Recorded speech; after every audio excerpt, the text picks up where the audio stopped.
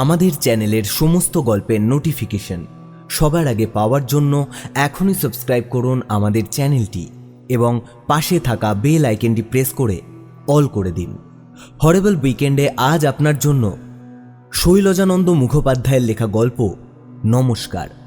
আজকের গল্পটি আমরা নিয়েছি শীর্ষেন্দু মুখোপাধ্যায় ও বারিদবরণ ঘোষ সম্পাদিত 100 বছরের সেরা ভৌতিক এই বইটি থেকে। আজকের গল্প পাঠে এবং গল্পের সূত্রধার আমি অতনু। শুরু হচ্ছে নমস্কার।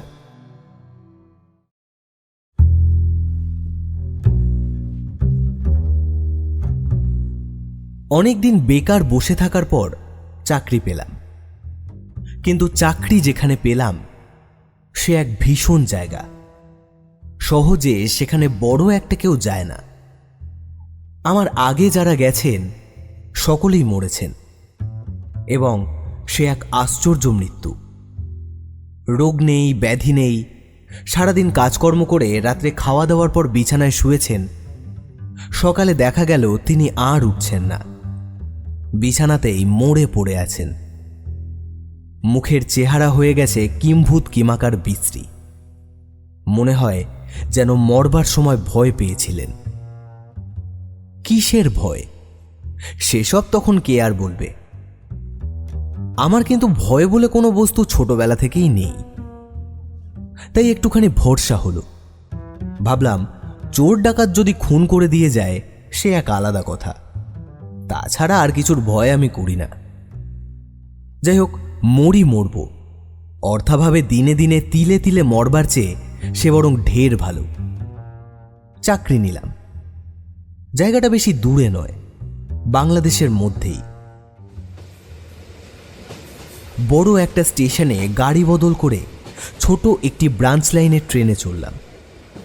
কথা ছিল লাইন যেখানে গিয়ে শেষ হয়েছে সেইখানেই আমার কাজের জায়গা। সন্ধ্যার একটু পরেই আকাশে চাঁদ উঠেছে। শরৎকালের নীল নির্মল আকাশ, সাদা সুন্দর জ্যোৎস্নালোকে উদ্ভাসিত ছোট ছোট গ্রাম, সবুজ ধানের মাঠ আর গাছপালার মাঝখান দিয়ে ছোট লাইনের ছোট ট্রেনখানি আমাদের এগিয়ে চলেছে।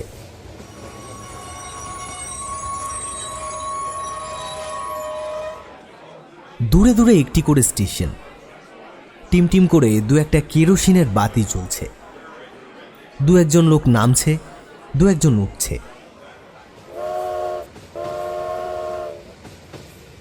লোকজনের কোলাহল নেই, গোলমাল নেই। দু একটা ছোটখাটো কথা, ইঞ্জিনের সাঁই সাঁই শব্দ আর গার্ড সাহেবের হুইসেল। জানলায় হাত রেখে বাইরের দিকে তাকিয়েছিলাম। ট্রেনের যাত্রী নিয়ে কোথাও বা গ্রামের একটি গরুর গাড়ি চলেছে, কোথাও বা আঁকা বাঁকা ছোট একটি শুকনো নদীর সাদা বালি চাঁদের আলোয় চিকচিক করছে। দূরের অস্পষ্ট গ্রাম ধোঁয়ার মতো কুয়াশায় ঢেকে গেছে। লাইনের ধারে ধারে সাদা সুন্দর গাছের গুচ্ছ বাতাসে দুলছে। মাঝে মাঝে দূরের গ্রাম থেকে কুকুরের ডাক শুনতে পাচ্ছি। গাড়ি আমাদের কখনো দাঁড়াচ্ছে, কখনো চলছে। মাঝে কোনো সময় আমি ঘুমিয়ে পড়েছিলাম। ঘুম যখন ভাঙল, চেয়ে দেখলাম আমার কামরা একেবারে ফাঁকা। যারা ছিলেন, কখন যে তারা নেমে গেছেন কিছুই বুঝতে পারিনি। পেছনে পায়ের শব্দ হতেই ফিরে দেখলাম আপাদমস্তক সাদা চাদর মুড়ি দিয়ে কালো মতো প্রকাণ্ড লম্বা এক ভদ্রলোক আমার দিকে এগিয়ে আসছেন। কেন আসছেন বুঝলাম না। সেরকম লম্বা মানুষ আমি খুব কমই দেখেছি। কাছে আসতেই আমি তার মুখের দিকে তাকালাম। কালো কিম্ভূত কিমাকার সে এক অদ্ভুত মুখ। মানুষের মুখ বলে মনে হয় না, ঠিক যেন ছাগলের মতো। এক একটা পাঁঠার যেমন দাড়ি থাকে তেমনই দাড়ি। গোঁফগুলো একটি একটি করে গোনা যায়। আর সে মুখের ওপর অস্বাভাবিক রকম উজ্জ্বল গোল গোল সাদা দুটো চোখ। চোখে আমার ঘুমের ঘোর যদি বা একটুখানি ছিল, লোকটাকে আমার সামনের বেঞ্চে বসতে দেখে সেটুকুও উড়ে গেল। কারো মুখে কোনো কথা নেই, শেষে তিনিই আমায় দয়া করে জিজ্ঞেস করলেন, কোথায় যাওয়া হবে? গলার আওয়াজও তেমনি, মনে হয় যেন হাঁড়ির ভেতর থেকে কথা বেরোচ্ছে। বললাম, শালবনি।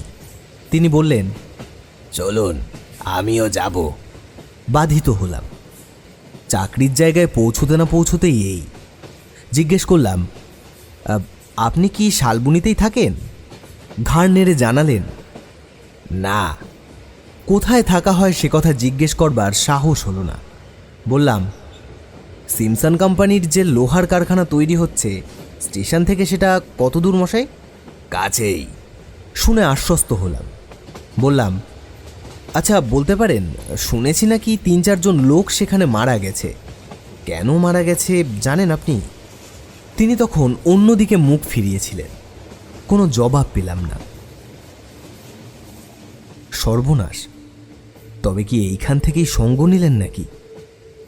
শালবনি স্টেশন আর কত দূরে সে কথাই ভাবতে লাগলাম।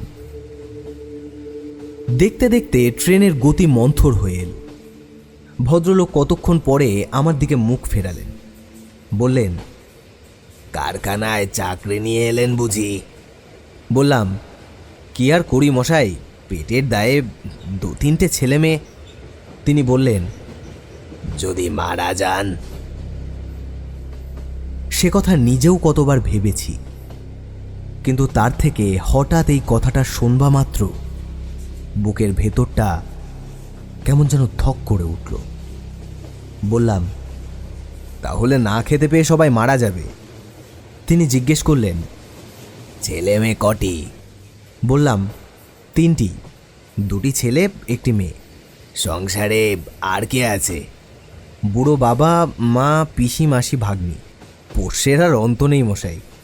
হ্যাঁ, বলে তিনি একবার বাইরের দিকে মুখ বাড়িয়ে কি যেন দেখলেন। দেখেই বললেন, বুড়ো মা বাপকে খেতে দেওয়া ভালো, আজকাল অনেকে দেয় না। আমিও বুড়ো হয়েছিলাম মশাই, কিন্তু এমন পাজি ছেলে। বলেই তিনি উঠে দাঁড়ালেন। বললেন, স্টেশন এসে গেছে। গাড়ি কিন্তু তখনও থামেনি। তার জীবনের গল্পটা শোনবার কৌতূহল হলো। বললাম, বসুন না, গাড়ি তো আর এগোবে না। এই বলে পকেট থেকে একটা বিড়ি আর দেশলাইটা বের করে বললাম, খান। ভাবলাম তাতেও যদি বসে তার জীবনের গল্পটা বলে। কিন্তু বিড়ি দেশলাই তিনি হাত বাড়িয়ে নিলেন মাত্র। দেশলাইটাও জ্বাললেন না, বিড়িও খেলেন না। গাড়ি আমাদের স্টেশনে পৌঁছে গেল এবং পৌঁছবা মাত্র দরজা খুলে তিনি নেমে পড়লেন। যাওয়ার সময় একটা নমস্কার করে বিদায় নেওয়া দূরে থাক, আমার দেশলাইটাও ফিরিয়ে দেওয়ার সময় তার আর হলো না। তৎক্ষণাৎ আমি তার পিছু পিছু দরজা পর্যন্ত এগিয়ে এলাম। তিনি ঠিক কোন দিকে যান দেখবার উদ্দেশ্যও যে ছিল না তা নয়, অবশ্য আমার অন্য প্রয়োজনও ছিল। আমায় সঙ্গে করে নিয়ে যাবার জন্য কারখানা থেকে লোক আসবার কথা। কিন্তু অবাক কাণ্ড, দরজার কাছে এগিয়ে দেখি গাড়ি তখনও ঠিক প্ল্যাটফর্মে এসে পৌঁছায়নি। তখনও গাড়িখানা ধীরে ধীরে চলছে। লোকটি কি তবে টিকিট কাটেনি? তাই টিকিট দেবার ভয়ে তাড়াতাড়ি নেমে গেল। কিন্তু অত বড় লম্বা চেহারা সহজে তো চোখের আড়াল হবার জো নেই। জ্যোৎস্নার আলোয় চারিদিক ঠিক দিনের মতো স্পষ্ট পরিষ্কার, অথচ এদিক ওদিক তাকিয়ে কোনো দিকেই তাকে দেখতে পেলাম না। মানুষ বলে মনে মনে যদিও বা একটুখানি সন্দেহ হয়েছিল, সেটুকু এবার ঘুচে গেল। মানুষ কি কখনো এত সহজে চোখের সামনে থেকে অদৃশ্য হয়ে যেতে পারে? বুকের ভেতরটা কেমন যেন করতে লাগলো। একে আমার সম্পূর্ণ অপরিচিত নতুন জায়গা, তাই আবার পৌঁছতে না পৌঁছতেই এই অভিজ্ঞতা।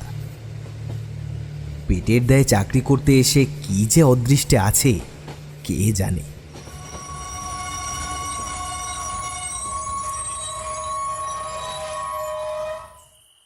কারখানা থেকে 2জন গুর্খা চাপরাশি এসেছে আর একজন বাঙালি ভদ্রলোক। গাড়ি থেকে আমার জিনিসপত্র তারাই নামালো। প্ল্যাটফর্মে দাঁড়িয়ে একবার চারিদিক চেয়ে দেখলাম। যত দূরে দৃষ্টি যায় শুধু শালের জঙ্গল, ছোট ছোট কয়েকটা পাহাড়ও দেখলাম। ট্রেনের লাইন এইখানে শেষ হয়েছে। গাড়িতে ওঠার সময় লক্ষ্য করিনি, এখন দেখলাম। ট্রেনের দুদিকে দুটো ইঞ্জিন জুড়ে দেওয়া হয়েছে, একটা সামনে একটা পিছনে। এইবার পিছনের ইঞ্জিনটা পিছু হাঁটতে শুরু করলো। গাড়িটা যেদিক থেকে এসেছিল হুসহুস করে ধোঁয়া ছাড়তে ছাড়তে আবার সেই দিকে চলে গেল। চারিদিক নির্জন, মাঝখানে ইস্পাতের ঝকঝকে লাইন চাঁদের আলোয় চিকচিক করছে। একপাশে ছোট একটি স্টেশন, আর ওপাশে আমাদের কারখানা। কারখানা গড়ে উঠতে তখনও অনেক দেরি। প্রকাণ্ড বড় বড় লোহার যন্ত্রপাতি এসে পৌঁছেছে। অনেকখানি জায়গা জুড়ে নানান রকমের লোহালক্ষর এখানে ওখানে ছড়ানো, আর তারই একপাশে আমাদের থাকবার জন্য টিনের ছোট ছোট কয়েকটা অস্থায়ী ঘর তৈরি হয়েছে। শুনলাম নাকি ওই টিনের ঘরেই আমার আগে যারা এসেছেন তাদের জীবনলীলার অবসান হয়ে গেছে।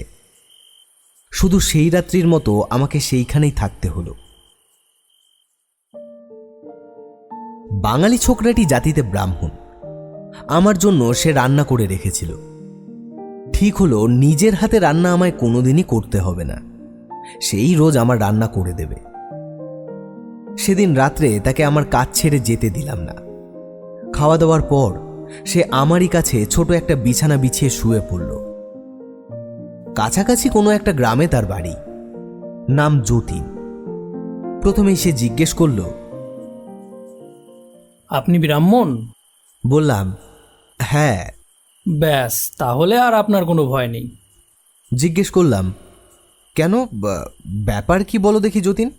যতীন বলল, যারা মরেছে তাদের ভূতে মেরেছে কি না? গেছো ভূত। ভূত কখনো বামুনকে মারে না, ওরা কেউ বামুন ছিল না। বামুনকে মারবে না তা তুমি কেমন করে জানলে যতীন? যতীন একটুখানি হাসল, হেসে বলল, ওইতে ছুঁয়ে একবার যদি গায়ত্রী মন্ত্র জপ করে দেন তো ভূতের বাবার সাধ্য নেই যে আপনার কাছে এগোয়। তা নইলে ওদের তিনটেকে মেরে ফেললো, আর আমাকে মারতে পারতো না। ব্যাপারটা সত্যিই রহস্যজনক, কিছুই বুঝবার উপায় নেই। রাত্রে ভালো ঘুমও হলো না। অনেক ভোরে বিছানা ছেড়ে বাইরে বেরিয়ে এলাম। তখন সবে সূর্যোদয় হচ্ছে। পূর্ব দিকে সবুজ বনের মাথার ওপর আকাশটা লাল হয়ে উঠেছে, মিষ্টি মিষ্টি হাওয়া বইছে। জায়গাটি বড় চমৎকার। আমায় বাইরে আসতে দেখেই গুর্খা চাপরাশি দুজন সেলাম করে আমার কাছে এসে দাঁড়ালো। জিজ্ঞেস করল, কাজ আরম্ভ হবে? যদি হয় তাহলে আমরা আশেপাশের গ্রাম থেকে লোকজন ডাকতে যাব। বললাম, যাও, তোমরা লোক নিয়ে এসো, কাজ আরম্ভ হবে। এখন আমাদের কাজ শুধু জঙ্গলের গাছ কাটা। কোম্পানি তার জন্য আমার সঙ্গে দিয়েছে 100 টাকা। তাছাড়া টাকার দরকার হলেই হয় হেড অফিসে জানাতে হবে, আর না হয় এখানকার জংশন স্টেশনের কোম্পানির যে চুনের কারখানা আছে সেখানে জানালেই তারা তক্ষুনি টাকা পাঠিয়ে দেবে। আমার ওপর হুকুম, 1 মাসের মধ্যে অন্তত 1000 বিঘে জমি সাফ করে ফেলা চাই। চাপরাশিদের বলে দিলাম, লোক তোমরা যত বেশি পারো নিয়ে এসো। তারা লোক আনতে চলে গেল। ভাবলাম আমার একমাত্র প্রতিবেশী স্টেশন মাস্টারের সঙ্গে আলাপ পরিচয়টা করে আসি। কিন্তু এত সকালে ভদ্রলোক ঘুম থেকে উঠেছেন কিনা কে জানে। একটু পরেই যাওয়া যাবে ভেবে পায়ে চলা যে সরু পথটি জঙ্গলের ভেতর ঢুকে গেছে সেই পথ ধরে হাঁটতে শুরু করলাম। দুপাশে শাল আর মহুয়ার ছোট বড় নানান রকমের গাছ সোজা উপরের দিকে উঠে গেছে। কিছু দূর এগিয়ে যেতেই দেখি শাখা প্রশাখায় চিকন কচি লতা পাতায় ক্রমশ তারা এমনভাবে ঘন সন্নিবদ্ধ যে বেশি দূর দৃষ্টি চলে না। যেদিকে তাকাই শুধু গাছ আর পাতা, পাতা আর গাছ। মৃদুমন্দ বাতাসে পাতাগুলো ঝিরঝির করে কাঁপছে। নানান রকমের অসংখ্য পাখি উড়ে উড়ে বেড়াচ্ছে। কোথাও হয়তো কোনো বুনো গাছে বুনো ফুল ফুটেছে, তারই মিষ্টি সুগন্ধে বাতাস যেন ভরে আছে। চিত্র বিচিত্রিত চমৎকার একটি প্রজাপতি উড়তে উড়তে হঠাৎ আমার হাতে এসে বসল। ইচ্ছে করলেই তাকে আমি ধরতে পারতাম, কিন্তু ধরলাম না। হাতটি আমার চোখের কাছে এনে যেই তাকে আমি ভালো করে দেখতে গেলাম, রঙিন পাখা উড়িয়ে তক্ষুনি সে আমার হাতের উপর থেকে উড়ে পালালো। ছায়া শীতল স্নিগ্ধ সেই অরণ্যের মাঝখান দিয়ে মনের আনন্দে অন্যমনস্ক হয়ে অনেক দূর গিয়ে পড়েছিলাম। পেছনে হঠাৎ একটা ট্রেনের শব্দে যেন আমার চৈতন্য হলো। এবার ফিরতে হবে। ফেরার পথে যতই আমি সেই সতেজ সবুজ পাখিগুলোর দিকে তাকাই, ততই আমার মনে হতে থাকে আমি যেন ওদের পরম শত্রু। কতকাল ধরে ওরা এইখানে এই ধরিত্রী মাতার বুকের ওপর সযত্ন পালিত সন্তানের মতো ধীরে ধীরে বেড়ে উঠেছে। বিশ্বের বিশ্বস্ত প্রাণবন্ত এই বিশাল মহীরুহ। আমি এসেছি তাদের সমূলে উৎপাটিত করে সবংশে নিধন করে দিতে। নিবিড় ঘন অরণ্যানীর নয়ন মনোহর এই স্নিগ্ধ শ্যামরূপ আমায় নিশ্চিহ্ন করে মুছে দিতে হবে। তার পরিবর্তে বসবে একটা বিরাট কারখানা, লোহার আর ইস্পাত, ইস্পাত আর আগুন। আমার আগে যারা এলেন, নিজের জীবন দিয়ে তারা এই হত্যাকাণ্ডের প্রায়শ্চিত্ত করে গেলেন কিনা তাই বা কে জানে।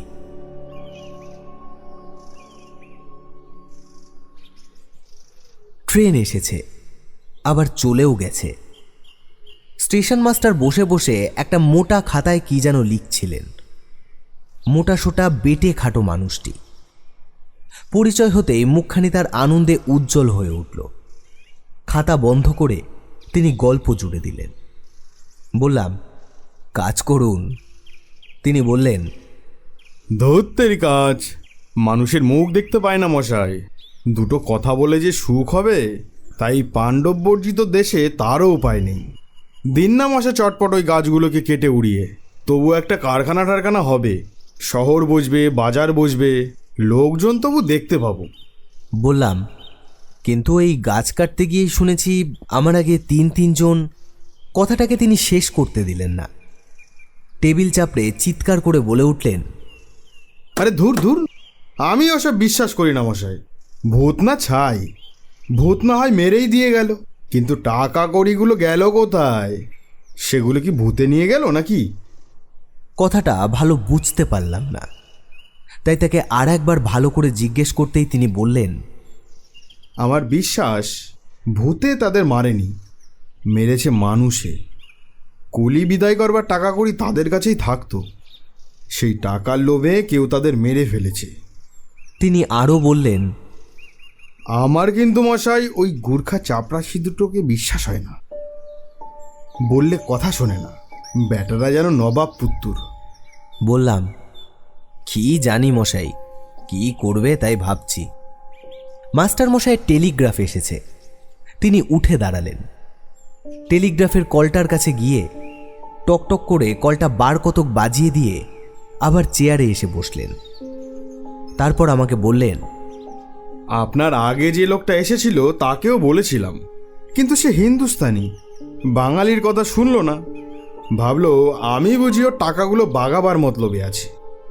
টাকা করি নিজের কাছে রাখবেন না দাদা, আমি ভালো কথা শিখিয়ে দিচ্ছি, শুনুন। বলে তিনি স্টেশন ঘরের দেওয়ালের গায়ে লাগানো একটা লোহার আয়রন সেফ দেখিয়ে বললেন, ওইখানে রাখতে পারেন। পরের টাকা ওখানে রাখতে অবশ্য আমি দিতাম না, কিন্তু আপনি একে বাঙালি, তার উপরে ব্রাহ্মণ, তাই বলছি একবার রেখে দেখুন, দেখি কি হয়। রাত 10টায় আমার শেষ ট্রেন পার করে দিয়ে আমি বাসায় চলে যাই। সেই সময় চাবি আমি সঙ্গে করে নিয়ে চলে যাব। আপনি ইচ্ছা করলে রাত্রে এখানে শুয়েও থাকতে পারেন। বেশ করে দরজা জানলা বন্ধ করে দিয়ে এই টেবিলের উপর তোফা আরাম করে নাক ডাকবেন মশাই। টাকা থাকবে ওই আয়রন চেস্টের মধ্যে। দেখুন তো দেখি ভূতে কেমন করে মারে। পরামর্শ মন্দ নয়। খাবার জোগাড় করবার জন্য যতীন আমার কাছে টাকা চাইতে এলো। টাকা দিয়ে বললাম, রাত্রে আমি এইখানেই থাকবো যতীন। যতীন হেসে বলল, বুঝতে পেরেছি, বাবু ভয় পেয়েছে। তা আপনার ভয় কি বাবু? আপনি বেরাম্মন মানুষ। আমি তো তখন আপনাকে বলেই দিলাম।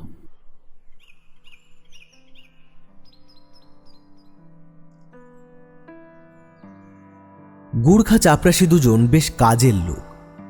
গাছ কাটবার জন্য প্রায় 50 জন কুলি তারা ধরে নিয়ে এলো। 100 টাকা আর কতক্ষণ। দিনের শেষে কুলিদের মজুরি দিতে গিয়ে দেখি অনেকখানি জায়গা তারা পরিষ্কার করে ফেলেছে। রামলাল গুর্খা বলল, বাবু, হেড অফিসে বহুত রুপিয়া মাঙ্গাইলেন। জিজ্ঞেস করলাম, কাজ কি তাহলে এতদিন হয়নি রামলাল? রামলাল বলল, থোড়া থোড়া হয়েছে বাবু। শিবশরণ বলে রামলালের সঙ্গীটি পাশেই দাঁড়িয়েছিলেন। সে বলল, ও বাবু লোক বহুত রুপিয়া চুরি করেছে বাবু। তা হয়তো হবে, কিন্তু সে টাকা তাদের কাজে লাগেনি। টাকা তো জমের বাড়ি পর্যন্ত পৌঁছয় না। সেই দিনই হেড অফিসে তার করে দিলাম, একসঙ্গে মোটা রকমের কিছু টাকা আমায় পাঠিয়ে দেওয়া হোক, নইলে কাজের ভারী অসুবিধা হবে। কিন্তু টাকা আস্তে আস্তে অনেক দেরি হয়ে গেল। আমার আগে যারা এসেছিলেন তারাও হয়তো এমনি করে টাকা নিয়েছেন, কিন্তু কাজ বেশি দূর এগোয়নি। অথচ টাকার হিসেব না দিয়েই তারা মরে গেছেন। এমনি করে কোম্পানির অনেক টাকা ক্ষতি হয়েছে। তাই টাকা না এসে কলকাতার হেড অফিস থেকে এলেন একজন ইন্সপেক্টর। কাজ দেখে তিনি খুব খুশি। অসংখ্য গাছ তখন আমি কাটিয়ে স্তূপাকার করে ফেলেছি। বনের শ্যামলশ্রী একেবারে নির্মমভাবে নষ্ট করে দিয়ে অনেকখানি জায়গা তখন ফাঁকা করে দিয়েছি। কিন্তু কুলিরা বেতন পায়নি প্রায় হপ্তাখানেকের। তারা আমায় তখন ছিঁড়ে খাচ্ছে। আমি ইন্সপেক্টরকে সে কথা বুঝিয়ে দিয়ে বললাম, টাকা আপনি গিয়েই পাঠিয়ে দেবেন, নইলে কাজ হয়তো আমায় বন্ধ করে দিতে হবে। ইন্সপেক্টর বললেন, টাকা আপনার পরশু পৌঁছে যাবে। এখন 1000 টাকা পাঠিয়ে দিচ্ছি, পুড়িয়ে যাওয়ার আগেই জানাবেন। তাকে আমি ট্রেনে চড়িয়ে দিয়ে এলাম। শিবশরণ আমার সঙ্গে গিয়েছিল। ফেরবার সময় শিবশরণ বলল, আরো বেশি টাকা মাঙ্গাইলেন বাবু। 1000 টাকা আর কতদিন? বললাম, ফুরলেই আবার পাঠাবে, টাকার জন্য ভাবনা কি? যতীনকে প্রায় বলতাম, কই যতীন, মরলাম না তো? বড় বড় গাছগুলো তো প্রায় সবই কেটে ফেললাম। যতীন হেসে জবাব দিত, আমি তো বাবু আগেই সে কথা বলে দিয়েছি, বামুনের কোনো ভয় নেই। ঠিক বলেছ। কথাটা প্রথমে বিশ্বাস করিনি, এখন দেখছি সেই কথাই সত্যি। আগে হ্যাঁ, আমারও সব অনেক জানা আছে। রাত্রে সেদিন খেতে বসে জিজ্ঞেস করলাম, ভূত তুমি নিজে কোনোদিন দেখেছো যতীন? যতীন বলল, তা আগে দেখেছি বই কি। এই বলে সে তার ভূত দেখার গল্প আরম্ভ করল। এমন গল্প যে সে আর সহজে থামতে চায় না। এদিকে রাত্রির শেষ গাড়ি তখন স্টেশনে এসে দাঁড়িয়েছে। গাড়িটা ছেড়ে গেলেই স্টেশন মাস্টার বাসায় চলে যাবেন। তার আগেই আমার সেখানে যাওয়া দরকার, কারণ রাত্রে আমার শোবার বন্দোবস্ত সেইখানেই। কাজেই বাধ্য হয়ে যতীনকে বললাম, বাকিটা কাল শুনবো যতীন, আজ থাক। কিন্তু এমনই তার গল্প বলবার শখ যে শেষ পর্যন্ত সে আমার সঙ্গে সঙ্গে স্টেশন পর্যন্ত তার গল্পটা বলতে বলতে এলো। গাড়ি চলে গেছে। মাস্টারমশাই তখনও বসে আছেন দেখে জিজ্ঞেস করলাম, বসে আছেন যে এখনো? আসুন, আপনার জন্য বসে আছি। এবার আপনি যেতে পারেন। যাব কি মশাই, জংশন থেকে টেলিফোন এলো, আপনার 1000 টাকা নিয়ে লোক আসছে। কেমন করে আসবে? গাড়ি তো চলে গেল। তিনি ঈষৎ হেসে বললেন, এ কি আপনার আর আমার কাজ মশাই? অত বড় সাহেব কোম্পানির কাজ, খাতির কত। জংশন থেকে একটা পাইলট ইঞ্জিন দিয়েছে, তাতেই আপনার লোক এলো বলে। যতীন বলল, তাহলে এই অবসরে গল্পটা আমার শেষ করে নি বাবু, শুনুন। বলে সে তার গল্প শেষ করতে বসল। গল্প শেষ হতে না হতেই হুস হুস করে ইঞ্জিন এসে দাঁড়ালো। ইঞ্জিন থেকে নামলো এক সাহেব। 1000 টাকা অন্য কারোর হাতে পাঠাতে হয়তো বিশ্বাস হয়নি, তাই চুনের কারখানার ছোট সাহেব নিজে এসেছেন। টাকা দিয়ে রসিদ লিখিয়ে নিয়ে তিনি আবার সেই ইঞ্জিনে ফিরে গেলেন। টাকাগুলো লোহার সিন্ধুকে বন্ধ করে চাবি যেখানে থাকে সেইখানে রেখে মাস্টারমশাই বললেন, আসি তবে, নমস্কার। আসুন। যতীন বলল, আমিও তাহলে আসি বাবু, আপনি শুয়ে পড়ুন। যাও। বলেই দরজা জানলা বন্ধ করছিলাম, যতীন ফিরে এলো। বলল, অত অত টাকা এলো, আপনি একা থাকবেন বাবু? গোর্খা দুটোকে পাঠিয়ে দেব? ঘাড় নেড়ে বললাম, না। দরজা জানলাগুলো বন্ধ করে দিয়ে ঘরের মধ্যে শুয়ে থাকলে আমার দম বন্ধ হয়ে আসে। সেদিনও তাই একটা জানলা আমি খুলে রাখলাম। কিন্তু রেল স্টেশনের জানলা, বিরাট জানলা, তা খুলে রাখা মানে সবই খোলা। ইচ্ছে করলে ওপাশ থেকে টপকে যে কেউ এসে ঘরে ঢুকতে পারে। আসুক না, এসেই বা কি করবে? টাকা আছে লোহার সিন্ধুকে, সিন্ধুক একেবারে দেওয়ালের সঙ্গে আটা। আর ভূত যদি আসে তাহলে তো শুনেছি সর্বত্রই অবাধ গতি। তাদের কাছে খোলাই বা কি আর বন্ধই বা কি? তারা অবশ্য টাকা নিতে আসে না। তাছাড়া এলে এতদিন আসতো, এখনো যখন আসেনি তখন সম্ভবত আর আসবে না। এমনই সব নানান কথা ভাবছি আর সেই খোলা জানলার দিকে তাকিয়ে আছি। আকাশে চাঁদ উঠেছে।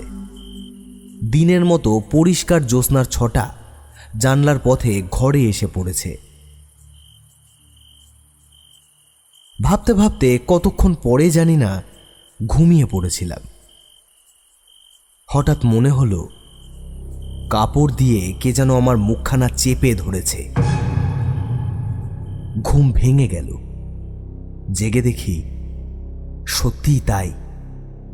হাত তুলতে গিয়ে দেখি হাত দুটো দড়ি দিয়ে বাঁধা, পায়ের অবস্থাও তাই। ঘুমের ঘোরে কখন যে এমন করে আমায় আষ্টে পৃষ্ঠে বেঁধে ফেলেছে কিছুই বুঝতে পারিনি। কথা বলবার উপায় নেই, দম যেন বন্ধ হয়ে আসছে, অথচ দুটো চোখ খোলা। জানলার পথে যে জ্যোৎস্নার আলো ঘরে এসে পড়েছে তাতে শুধু সেই জায়গাটিই দেখা যায়। যে লোকটা আমার মুখে কাপড় চাপা দিয়ে সজোরে বেঁধে ফেলেছে তাকে আবছা আবছা দেখতে পাচ্ছি, কিন্তু চেনবার উপায় নেই। মুখ খুলতে পারছি না। তবু কোনো রকমে অস্পষ্টভাবে গো গো করে বললাম, টাকা নিয়ে যাও, কিন্তু আমার মেরে ফেলো না বাবা। ওদিকে আমার মাথার পেছনে দেওয়ালের গায়ে সিন্দুক খোলার শব্দ পেলাম। কি আর করি, মরার মতো চুপ করে পড়ে আছি। মৃত্যু অনিবার্য। এতক্ষণে বুঝলাম আমার আগে যারা গেছে তারাও ঠিক এমনি করেই গেছে। বুকের ভেতরটা ধকধক করছে, গলাটা শুকিয়ে কাঠ হয়ে গেছে। সে যে কি ভীষণ অবস্থা তা আমি বলে বোঝাতে পারবো না। চোখের সামনে আমার ছোট ছোট ছেলেমেয়ে তিনটির কচি মুখ ভেসে উঠল। আমার স্ত্রীর কথা মনে হলো। হায় হায়, কেন আমি তাদের ছেড়ে এখানে এলাম? আমার চোখ দিয়ে দর দর করে জল গড়িয়ে পড়তে লাগলো। হে ভগবান, এরা যেন আমায় প্রাণে না মারে। বেঁচে যদি থাকি তো কালই আমি এ চাকরিতে ইস্তফা দিয়ে চলে যাব। টাকাগুলো মাথার কাছে ঝনঝন করে উঠল। থলেটা তাহলে ওরা বের করেছে। এমন সময় মনে হলো যেন জানলার পথে আর একটা লোক ঘরের মধ্যে লাফিয়ে পড়ল। চোখের জলে দৃষ্টি তখন ঝাপসা হয়ে এসেছে। তবু যেন মনে হলো আপাদ মস্তক সাদা কাপড়ে ঢাকা প্রকাণ্ড লম্বা সেই লোকটা যাকে আমি প্রথম দিনে ট্রেনে দেখেছিলাম। আমার গলাটা তখন কে যেন দুহাত দিয়ে চেপে ধরেছে।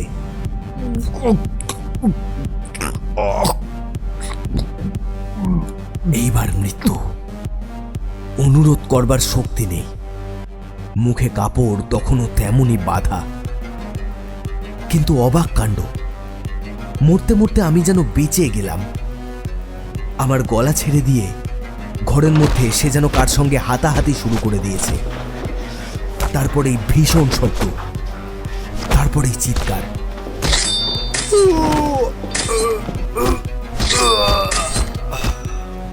মানুষ মরবার সময় যেমন চিৎকার করে, এও যেন ঠিক তেমনই।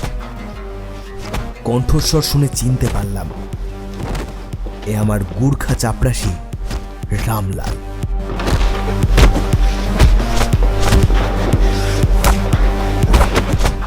মারামারি কিন্তু তখনও থামেনি। টাকার থলেটা মনে হলো যেন একবার ঝনঝন করে মেঝেতে পড়ে গেল। তারপর কে জানলা টপকে বেরিয়ে গেল। তার পিছু পিছু আর একজন। বাইরেও শব্দ হতে লাগলো। নিরুপায় অসহায় অবস্থায় আমি শুধু মরার মতো সেইখানেই চুপ করে পড়ে রইলাম। খানিক পরে সব নিস্তব্ধ হয়ে গেল।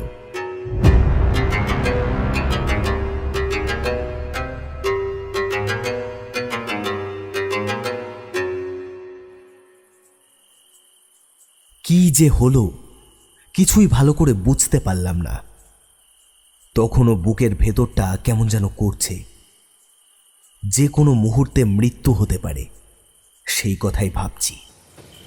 এমন সময় ঝকঝক শব্দ করতে করতে ঘরের বাইরে একখানা ইঞ্জিন এসে দাঁড়ালো। সঙ্গে সঙ্গে অনেকগুলো পায়ের শব্দ। বন্ধ দরজায় ঘা পড়তে লাগলো।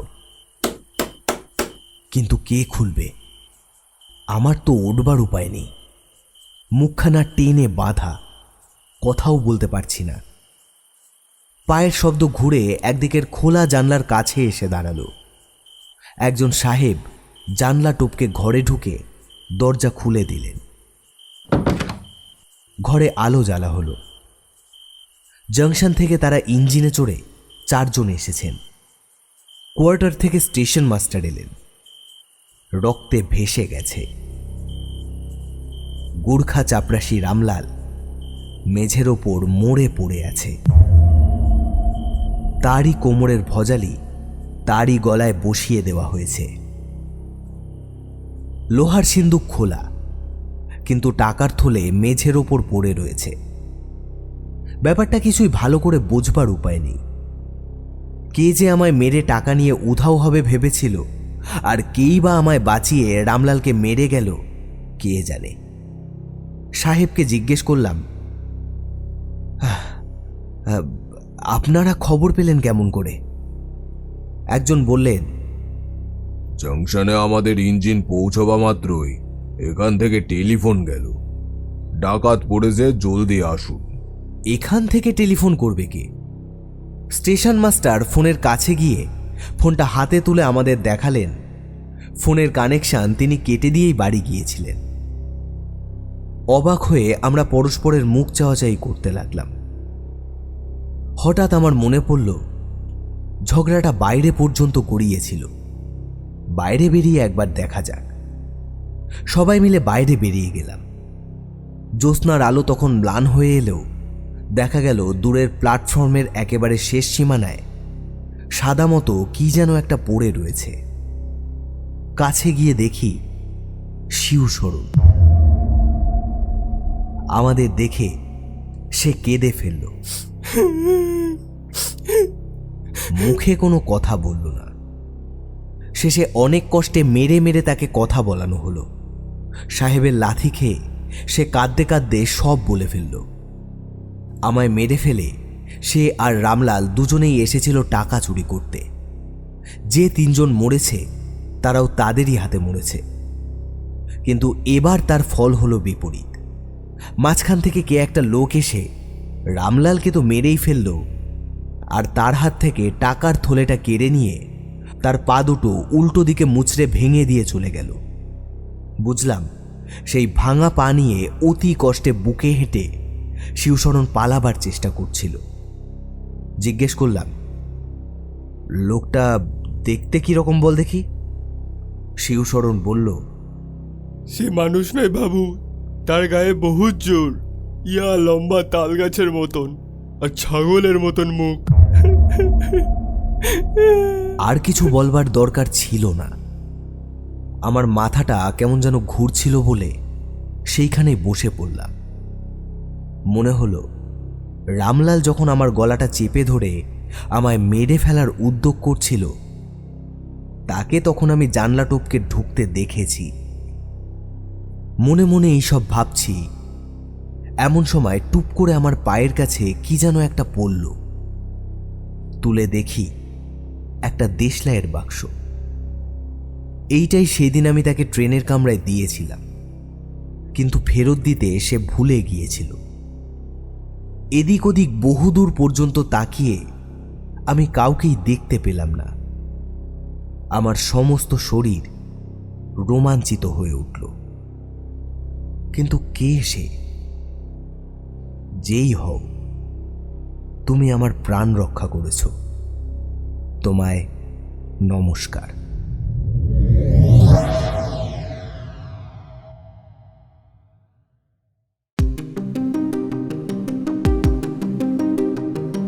শুনলেন নমস্কার, রচনা শৈলজানন্দ মুখোপাধ্যায়। স্টেশন মাস্টারের চরিত্রে অমিত, যতীনের ভূমিকায় সম্পদ, শিবশরণ, ঋত্বিক এবং গল্পপাঠ ও অন্যান্য কয়েকটি চরিত্রে Atanu. Editing, sound and poster design Atanu. শেষ হলো নমস্কার। আমরা আবার ফিরে আসব নতুন কোনো গল্প নিয়ে।